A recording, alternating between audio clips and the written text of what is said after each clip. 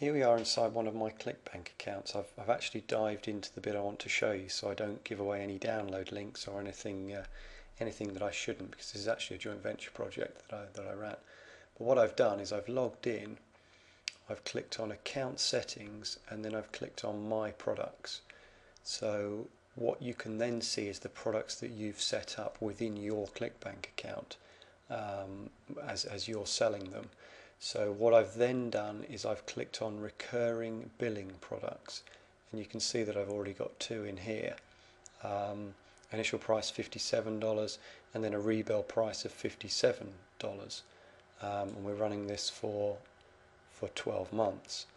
What I'm going to do is just show you how simple it is to set these up within Clickbank. So I'm going to click on, you can see that I've had one disapproved as well. Clickbank are funny, but you know, if you work with them and make the changes they request, you will get approved with them. But you can see that I had a disapproved one. I had to recreate one, resubmit it, and then eventually got it approved. So what we're going to do is we're going to click on Add New Product, and this is going to take us to a page that is just requesting the relevant information. The item number is going to be the payment button ID. So obviously, if you have an initial product for say $10, $20, $30, that would maybe be item number 1. Then you have an upsell, that could be item number 2. You could have an upsell which is also a rebill, that could be item number 3. You could have some tests going on, so you can actually have lots of different payment buttons within one account. But here you can see it's item number 5. I can obviously change that to 6, I can change that to 7, but we'll leave it at 5 for now. This would be, the thank you page would be your domain / something like download 1234.html. Now whatever your download page is, obviously with Clickbank it's going to be a download, it's going to be a digital product, it's going to be a video of some sort.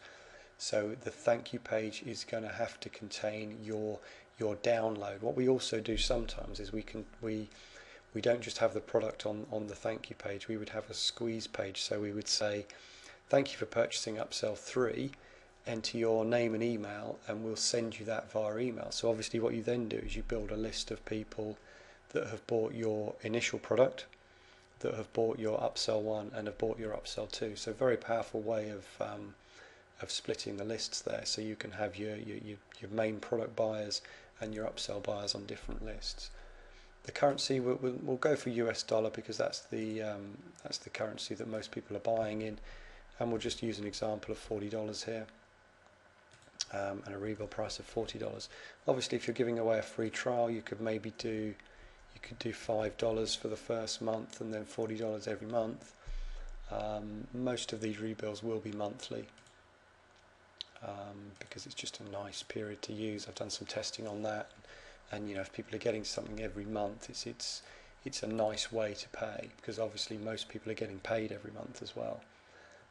You can set your duration here. You can have 12 months, you can have 24 months. I normally set it for 12 months, and then obviously at the end of that you can do a renewal. The trial period is for me, it's basically your initial price. I would never have a 0 or a trial in there. I would have an initial price and no trial. Again, I've done some testing on that. It works very well. And to be honest, around the $40–50 a month mark is, you know, it's a nice figure to have. It's nothing substantial. It's nothing massive for anyone to pay. And I would normally have an initial price that matches the rebill price, so $40.40.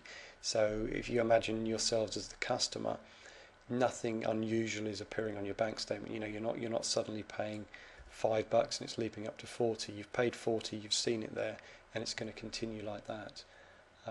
Moving further down, we would give the product a title. So this would be Chris's ebook monthly update, something like that. And then the description, monthly ebooks updated and sent out. So you know, with the Platinum Club as an example there, we could actually run that through Clickbank. We could set up the monthly payments. We could then add people onto an upsell list through the squeeze page I mentioned, and then send out the updates through that list. The product here, if I'd updated any images here, then I can obviously use those images. So I've got one here that I could use. I've got another one that I could use there for that image. Obviously hitting save would create that product, so we'll do that. And then what we would do is we would submit that for approval. Obviously I've not entered a correct domain there, so we can't go through with that, but that would create a product within our list, and we would then submit that for approval. Obviously you'd seen one of mine been disapproved, and you'd see one being approved. In my experience, if you follow the Clickbank guidelines, you'll always get something approved. Maybe they'll want something changed, but you'll always get it through if you listen to what they're saying and if you act upon what they're saying.